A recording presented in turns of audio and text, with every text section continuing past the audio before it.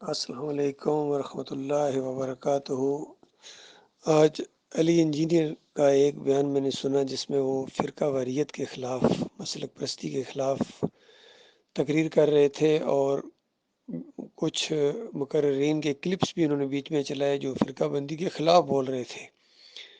سب سے پہلا کلپ انہوں نے چلایا طارق جمیل صاحب کا کہ فریادیں کر رہے تھے، رو بھی رہے تھے، یعنی آنسو بہا رہے تھے، امت مسلمان کو نصیحت کر رہے تھے کہ سب سے بڑا جو وار ہے، سب سے بڑا جو نقصان ہے وہ فرقہ پرستی کا ہے،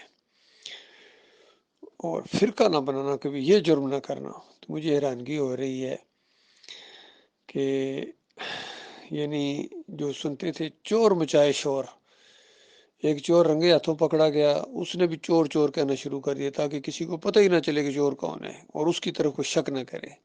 بالکل یہی چیز میرے سامنے تھی۔ طارق جمیل صاحب خود ایک دفعہ کہہ چکے ہیں کہ میں اندروں اندر دیوبندیت کو پروموٹ کرتا ہوں۔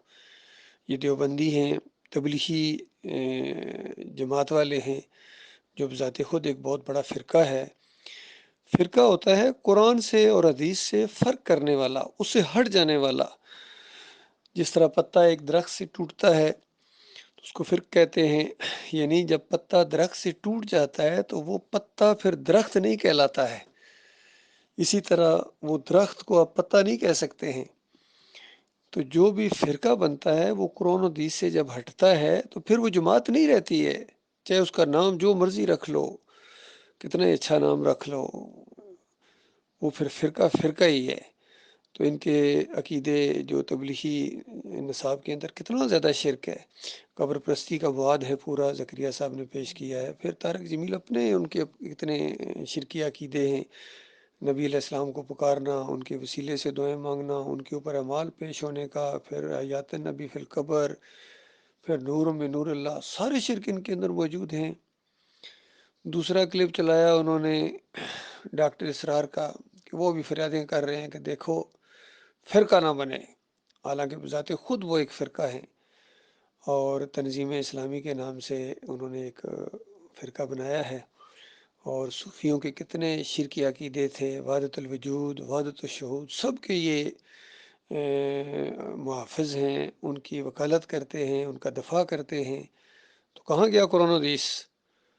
تو یہ جزوی طور پر قرآن و حدیث کو ماننا یہ نہیں، پورا کا پورا مانو، اور جس نے بھی قرآن و حدیث کا انکار کیا ہے اس کے ساتھ پھر آپ کا کیا لگاؤ ہے؟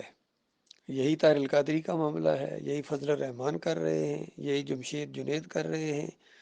خود علی انجینئر بذات خود ایک فرقہ ہے، کیونکہ اس کے عقیدے کے اندر بھی یہی قبر پرستی ہے اور اعمال کے پیش ہونے کا عقیدہ ہے۔ اسی قبر کی طرف اشارہ کرتا ہے کہ اسی قبر میں روح لوٹتی ہے۔ قرآن کہتا ہے قیامت تک روح نہیں لوٹتی ہے، قیامت سے پہلے کوئی مردہ سر نہیں اٹھا سکتا ہے، لیکن علی انجینئر نہیں مانتے ہیں۔ پھر سارے جتنے شرک کرنے والے فرقے ہیں، مسلک ہیں، ان کو پروموٹ بھی کرتے ہیں، ان کو چندے دیتے ہیں، ان کے پیچھے نمازیں پڑھتے ہیں، تو کیسے فرقے ختم ہوں گے؟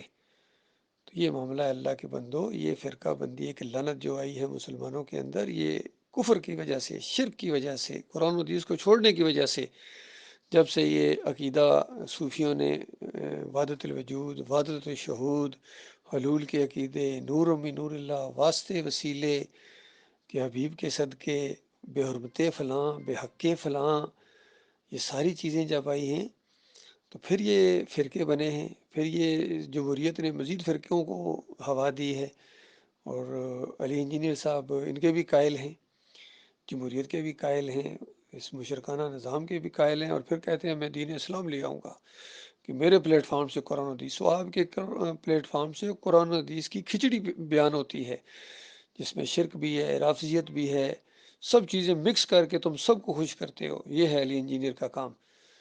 تو بہرحال اس کے پاس علم غیر نافع ہے، یہ بہت ہی بڑی امت مسلمہ کی بربادی ہے کہ ان کو کوئی صحیح طریقے سے سمجھانے والا نہیں ہے۔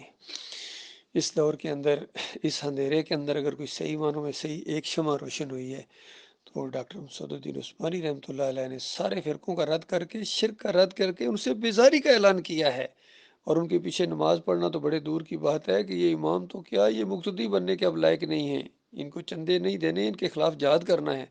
یہ اس اللہ کے بندے نے کیا ہے۔ بہرحال اپنی اپنی قسمت کی بات ہے، اپنے اپنے نصیب کی بات ہے، کتنے آئے تھے ایمان کی طرف آہستہ آہستہ، پھر ان کے اندر شرک آ جاتا ہے. جس طرح مودودی صاحب دیکھیے پہلے انقلابی انداز سے سامنے آئے تھے، جس کی تعریفیں کرتے ہیں علی انجینئر صاحب، تو اس کے بعد جب تھوڑی سی جماعت بنی پھر جمہوریت کی اس شرک میں چلے گئے. حافظ سعید جمہوریت کے شرک میں چلے گئے. خادم حسین رضوی کے شرک کی عقیدے کسی سے چھپے نہیں ہیں، جمہوریت کے شرک کے بھی وہ قائل ہیں. سعد رضوی کو دیکھیے، اندازہ لگائیے، کہتے ہیں ہماری پہچان ہی کتے ہیں، ہم نبی کے کتے ہیں. کل پرسوں میں نے ایک ویڈیو ان کا دیکھا خادم حسین رضوی کا، وہ بھی کہتا ہے ہم بغداد کے کتے ہیں اور نبی کے کتے ہیں. تو بتاؤ اللہ کے بندو، یہ جو اس طرح بیان دیں وہ اسلام لائیں گے؟ ان کو دیکھ کے لوگ اسلام کی طرف آئیں گے، مسلمان ہوں گے؟ یہ معاملہ اللہ کے بندو، یہ چند دنوں کی بات ہے، ان کو پہچانو. یہ سارے کے سارے اسی شرک اور کفر کی کشتی کے مسافر ہیں، اور یہ فرقے سے علیحدہ نہیں بلکہ یہ خود فرقہ ہیں. فرقوں کو ہوا دیتے ہیں، تقویت دیتے ہیں، رد نہیں کرتے ہیں. ان کا رد کرنا ہے، ان کا کفر کرنا ہے، ان کا انکار کرو، پھر کہو کہ میں مسلم ہوں. میرا کسی بریلوی سے تعلق نہیں، دیوبندیت سے تعلق نہیں، اہل حدیثیت، سلفیت، صوفیت سے کوئی تعلق نہیں ہے، نہ جمہوریت سے تعلق ہے ہمارا. اور ہم نبی علیہ السلام کے طریقے کے اوپر صحابہ اکرام کے لیے ہمارے دلوں میں عزت ہے. یہ نہیں کہ تم صحابہ اکرام پر تنقید کرو اور ان کو نیچے کرنے کی، ہر ایک لگا ہوا ہے. رافضی لگے ہوئے ہیں، ابو بکر صدیق، عمر بن خطاب، عثمان رضی اللہ تعالیٰ عنہ کو اندازہ لگائیے. اور یہ رافضی، چھوٹا سا رافضی چوہا علی انجینئر، یہ امیر معاویہ رضی اللہ تعالیٰ عنہ، اور کتنے اور دوسرے صحابی ہیں جن کو یہ نیچا کرنے کی کوشش کر رہا ہے. اور خلافت و ملوکیت کو کہتا ہے میں نے اس کو ایسا تقویت دی ہے کہ اب لوگ خلافت و ملوکیت کو اور زیادہ ماننا شروع ہو گئے ہیں. جو مودودی صاحب نے اس کے اندر زہر اگلا ہے، بجائے اس کے کہ اس کو لوگوں کو بتاتے ہیں کہ انہوں نے زہر اگلا ہے صحابہ کے خلاف، اس کو اور تقویت تھپکی دیتے ہیں، اور اپنے نظریے کے مطابق بخاری کی جو صحیح روایتیں ہیں اس سے غلط مطلب نکالتا ہے یہ علی انجینئر. اس کا فہم ہی ناقص ہے. جس کے عقیدے کے اندر خرابی ہے اس کا فہم کبھی ٹھیک نہیں ہو سکتا. ان چیزوں کو وہ کبھی نہیں سمجھ سکتا ہے. یہ واقعہ کربلا ہو یا اس طرح کی دوسری چیزیں اہل بیت، کبھی ان چیزوں کو وہ نہیں سمجھ سکتا جس کے عقیدے میں خرابی ہو. اللہ تعالیٰ غور و فکر کرنے کی توفیق عطا فرمائے.